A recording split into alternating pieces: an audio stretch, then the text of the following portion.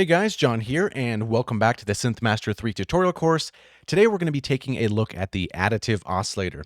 And as always, let's start from a fresh preset. So let's right click up here, go to Init Preset, and let's load up the Additive Oscillator. Let's click this gear, and then scroll down to the Replace With, and let's select the Additive Oscillator. So the first thing that we're going to notice here is going to be these 8 waveforms, and then also these 8 boxes right underneath those.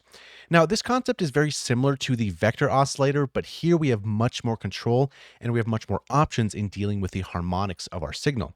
So let's first play a note and see what we get.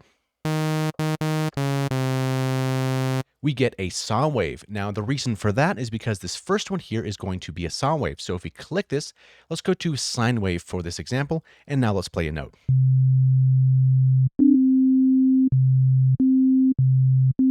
We get a sine wave. So essentially, we have 8 different sine waves here. And if you look at this vertical bar, this is going to be the volume of this particular sine wave. And we can do the same with the other ones.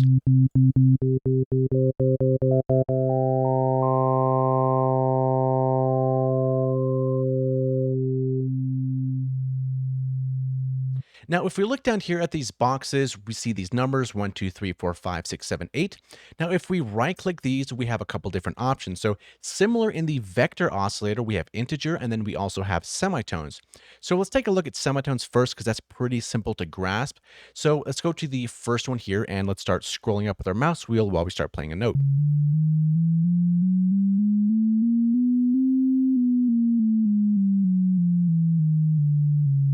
So we see here that we're basically tuning the sine wave with semitone intervals, which is pretty basic to understand. But if we right click this here, we have something called integer.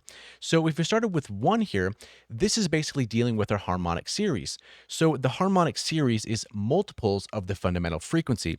So for example, if we had a tone of 100 hertz, we multiply that by 1, which is our fundamental, which is 100 hertz.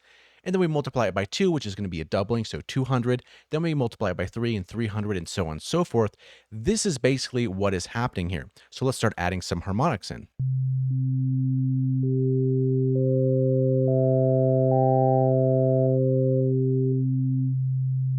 So another way to get this concept to sink in a little bit more, on the second waveform under this 2, let's right click this and let's go to semitones.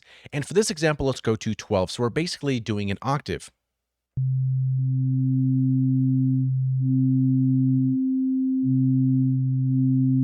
Right, so now on the third one, we're going to be on integer. Now, a doubling of frequency is going to be an octave. So for this, if we want to double this 1, we're going to basically have a 2 here. So if we scroll down, this is going to be a 2. So essentially, going up 1 octave in semitones right over here by 12, and then also going up a doubling here in integer will produce the same tone. And we can see it here on the graph as well.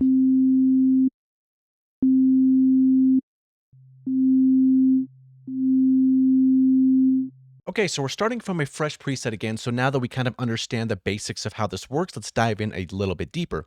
So as always, let's go to this gear and let's go to Replace With, and then go back to Additive Oscillator. And then again, let's switch out this saw wave here for another sine wave. So as we saw here, we can move these bars, which is essentially controlling the volume. However, we have more stuff here. So under display, it's by default waveform, which is kind of where we've been starting at. However, we can click this here and we can go to volume. And now here we have different knobs to control that. And as we turn this, we can see that these bars also follow along here. So a very interesting thing as well. Now, if we select the volume and we go over to pan, we can now control the panning of these individual waveforms, which is really, really cool. So let's say, for example, we want to use the second one, and we don't always have to go back to volume, which is why these bars are so convenient, because this is always going to control the volume, regardless of whatever mode we're in here. So definitely keep that one in mind. So we're bringing up this second one here, and we're playing some notes, but let's say we want to pan this one specifically only to the left. We can be in the pan mode and turn this to the left like that, or to the right. So now let's say we want to go a little bit higher here, for example. So instead of 2, maybe let's do a doubling from 2 to 4, for example. Which is a really interesting concept, because here we have the control of these individual harmonics and how we want to control them, right? So here we're in pan, and we also have other things as well. We can go down to this detuning. So now we're essentially detuning these harmonics on a per harmonic basis, which you have a lot of control to do.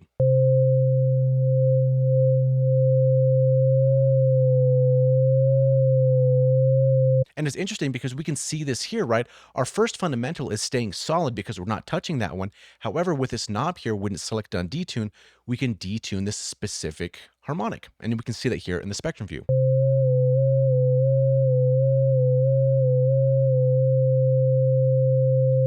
Also, we go on detune and we can go to the phase. So depending on the relationship of phase that you want for these different harmonics, we can really come up with some interesting different sounds, especially once we add different types of waveforms for those harmonics as well. So moving on from here, we also have the tone. So this tone option is very cool. So for this example, let's go out of tone real quick and let's go back to our waveform. And instead of this sine wave here, let's select this. And for this example, let's go to something like a square wave. So we have sine for the fundamental, and then we have a square wave here. So if we bring the volume down for this one, basically just a square wave, but let's put this one back up here for now. So here we can go back to tone and let's start turning this knob here. And for just the sake of argument, let's bring this down here. So we just have this square wave, and let's do the sweep again. So you might be thinking this sounds like a square wave and we're running it through some type of low pass filter. And in that situation, yes, you would be correct. Because if we select this here and we go down to algorithm, we can see that all of these by default are set to low pass. Now we can change this, and this menu here should be somewhat familiar to you by now. We can change this to, let's say, maybe a high pass, for example, and then we go back to our tone. And there we go. Also, we have a lot of different options as well. So let's say maybe, for example, we can go to other like a bit crush, for example, and go back to our tone. And we can even see the waveform changing. We can see the difference on the spectrum. So a very, very cool concept here. And finally, on the right-hand side of all these knobs here, we have volume and we have pitch. Now, yes, these are self-explanatory, but it's worth to know that these are going to be the volume and the pitch for the oscillator overall. So kind of think of these as a master volume and a master pitch control. And if you're curious about what these other buttons do as far as free, sync, the drift, the key tracking, make sure to check out the previous oscillator videos where we covered these in detail. So definitely spend some time with this oscillator. It's really fun. You can make a lot of cool things. And keep in mind that these knobs here we can use with modulation. So the sky's the limit with this type of oscillator. With all the options of modulation, we can put on all these individual knobs and different harmonics. So something to think about. Spend some time with it. You're going to have a lot of fun. Thank you so much for watching. Hopefully you learned something, and we'll see you in the next one.